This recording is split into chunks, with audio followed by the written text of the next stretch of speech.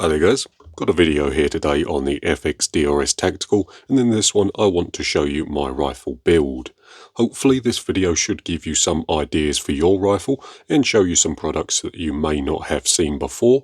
And to start off with, what I've gone ahead and done is strip the rifle back to stock, and now I'll just be building it up how I like it. Now I will mention a couple of things. Firstly, this rifle here does have some internal changes. It has my stainless steel hammer spring adjuster at the back, as well as the hammer spring lock. There is also one major change to the rifle that the eagle-eyed among you may be able to spot, but we'll be coming to that later on in the video. The only other thing that I'll mention is that I will put a load of links down in the description, so if you see anything on the rifle that you like, more than likely there's going to be a link in the description below. With that all said, we can get started. To start us off, I'll be covering the stock first, and here are my choices. So to start off with, we have the Ergo 6-position mil-spec buffer tube and castle nut. To be honest with you, any buffer tube will fit in the back of the rifle. Just stay away from the super cheap airsoft ones, as they can be a bit ropey. But with that said, this just screws into the back of the rifle and then is locked into position using the castle nut. With that installed, we can now talk about the buttstock itself. Now with the AR stuff, you quite literally have hundreds of options when it comes to stocks. Again, I would recommend to stay away from the super cheap stuff. Some of it is perfectly usable, but typically speaking, you do get what you pay for. The one I'm going to be installing on this particular rifle is the Magpul PRS Gen 3 adjustable buttstock. Both the cheek piece and length of pull are adjustable via these two knobs here, and when it's fixed in position, there's absolutely no wobble or movement between the stock and the buffer tube. I did have to slightly modify this front spacer piece, so what I ended up having to do was just grind the front edge of this out, just so it fits over the castle nut, but with that done it fits on the back of the rifle nice and securely. And there it is fitted to the back of the rifle. Now the buttstock itself is fairly heavy and quite expensive, but this particular rifle lives on a bench, so the weight of the particular unit doesn't really bother me. I just wanted to get something on the back here that was really nice and solid and that would be an absolute joy to use, which this thing is. The other way you could go with the DRS is install a folding stock adapter at the back here, have a lightweight stock and the ability to fold the rifle. Now I did think of doing something like that, but I had an FX Streamline a little while ago now with a folding stock adapter, and to be quite honest with you, I think I folded it about once or twice, then the novelty wore off and I just left it extended. If you're looking at a folding stock adapter, I would recommend the FX one. It's fairly cheap for what it is and it will just screw in the back of the rifle, although you could obviously go a different route. Again, for all this sort of stuff, there is quite literally hundreds of options. Moving on from the buttstock, the next area we come into is the middle part of the rifle with the grip, the trigger and a few other bits and pieces. Now in this particular rifle I'm going to be fitting one of my triggers, so the flat fronted trigger with the two O-rings on the end there to help with finger position. The standard one is perfectly acceptable. It's quite a nice unit. It is fully aluminium, so it's not plastic or anything like that, and fits the theme of the rifle quite well. However, for me personally, it's just a bit too far back.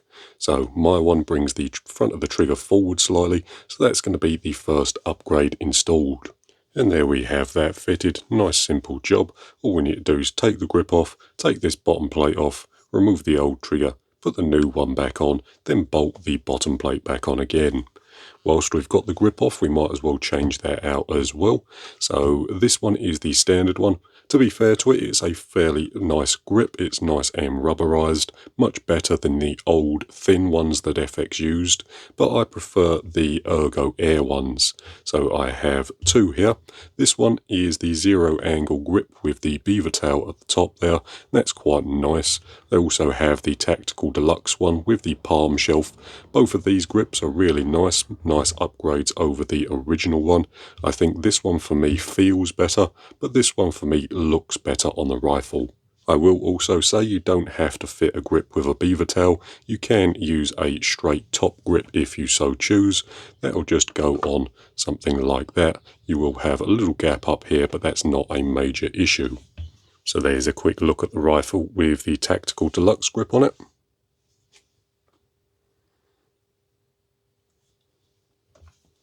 And then there's the zero angle one. So any AR grip should fit. They all have the same fitment in the top there, but that one's probably my favourite one. Obviously you can go for different ones. There are quite literally hundreds of options out there, but this one is the one I'm installing on my rifle. The last thing I'll show you in this area is the thumb shelves. Now these are pieces from Sabre Tactical. They are aluminium and they fit nicely onto the side of the rifle using the supplied screws. So I have two here, one on either side so I can have both thumb over and thumb around shooting positions. And with both of those installed, they look something like that. So we have thumb around position and then thumb over. Nice little upgrade for not a lot of money. Right then, next up are the gauges. So I'm fitting two digital gauges to this rifle, one to read the cylinder pressure and the other for the regulator pressure. So for me, digital gauges are a real nice upgrade. They allow you to see exact pressures and give you a good understanding of what's going on with the rifle. Now some people don't like digital gauges, which is absolutely fine, but I put them on everything. So for the regulator pressure gauge, the standard rifle has a plug just in the back of the plenum, just here, which can be removed whilst the rifle is depressurized, obviously, and a gauge can be installed in place. And that's what it looks like with the gauge fitted. So we have a nice pressure gauge on the side there, ready to read our regulator pressure when we regas the rifle. So this particular gauge is the 25mm gauge from Segment. I do have a full review of this gauge on the channel, but in short, it's super accurate, the battery lasts months, and it's small enough to fit on most rifles. This gauge here is probably my favourite gauge on the market today, or digital one at the least. For the cylinder pressure gauge, I have something a little different. So firstly, I'm going to be fitting the outgun angled gauge bracket to the side of the rifle. Then for the gauge, I'm installing the brand new Segment 25.5mm Pro gauge. So this is the gauge that has all the features of the larger 28mm Pro gauge, just in a smaller body. I have a review of the 28mm gauge on the channel already, and a review for this littler gauge will be coming shortly. But in short, it's a nice accurate gauge. It shows you things like air used per shot, and with a little bit of setup, it will calculate how many shots you have left after you've filled the rifle. But with both gauges installed, it looks something a little like that. So there we have it. There's the two gauges installed. We can now move on to some accessories. And we're going to be starting off with the bipod. So this one here is the Accutac BR4 Gen 2 with the Arc mount on top. It fits straight onto the bottom of the rifle, and it's probably the most stable setup you will find. Accutac truly do make the best bipods on the market. I made do with the clones for absolutely years, but once I switched to the real thing, I never went back. There it is fitted. If you've never used an Accutac before, all you do is pull the legs out, then snap them into position. There are 5 different locating nubs that you can put the legs into. So you have 45, straight up, back round, and then obviously the fixed locked or sort of storage position at the front there. But there we have it. There's the rifle on the bipod. Next up is a 4-end wrap from Manta. So unfortunately these are rarer than hen's teeth here in the UK, so you may struggle to get one, but what this does is wrap around the 4-end and then give you a nice bit of grip, especially useful for the standing shots. Now on a real rifle this would also act like a heat shield, but obviously we don't have that problem with an air rifle. And there's just a quick shot of the 4-end guard fitted. Fits on there quite nicely. It is a bit of a struggle to get it on there if I'm honest, but once it's on you never really need to take it off.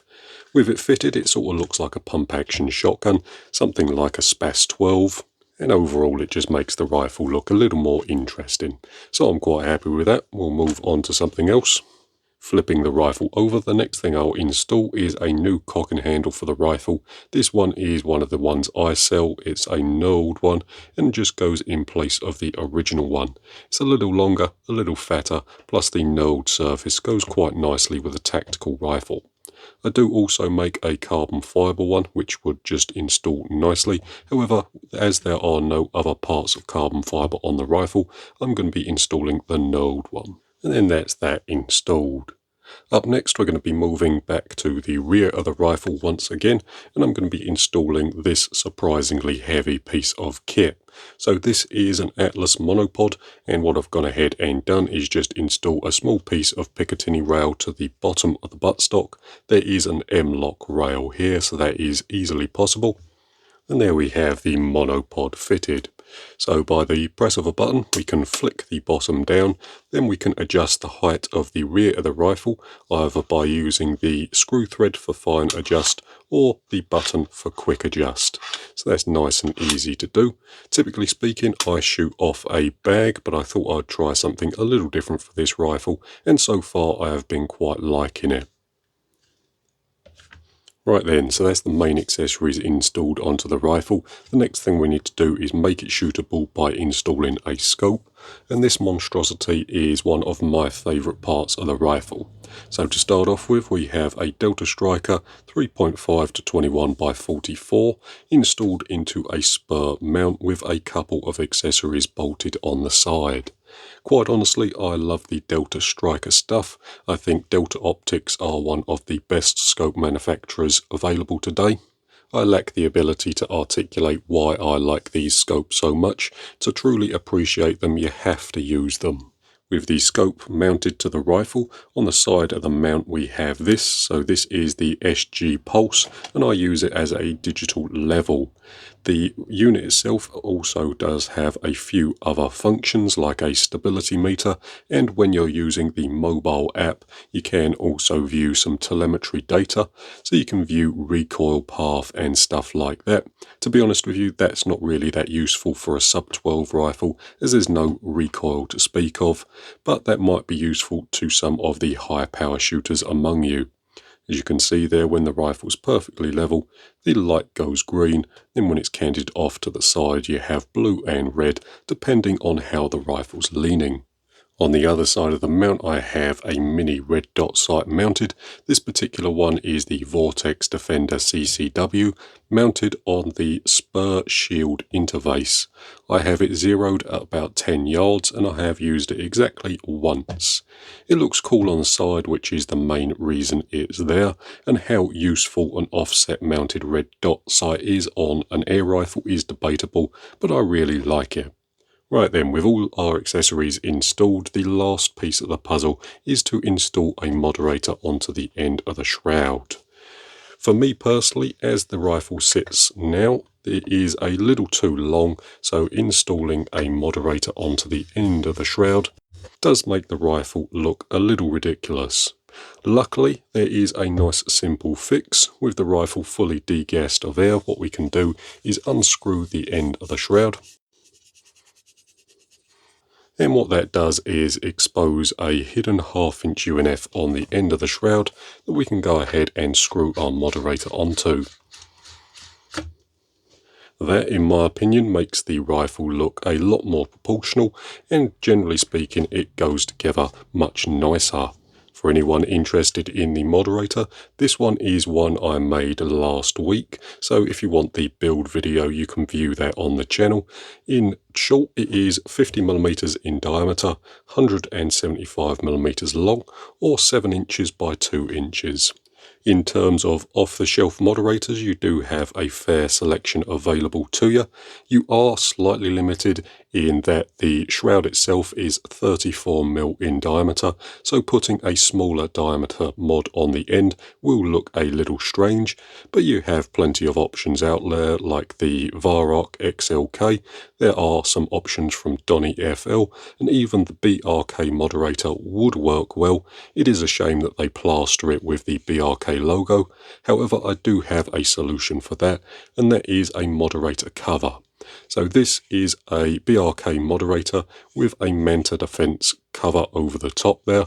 What that does is hide the BRK laser engraving and make the moderator look quite unique. And there we have a look at it on the end there. Matches quite nicely with the foregrip.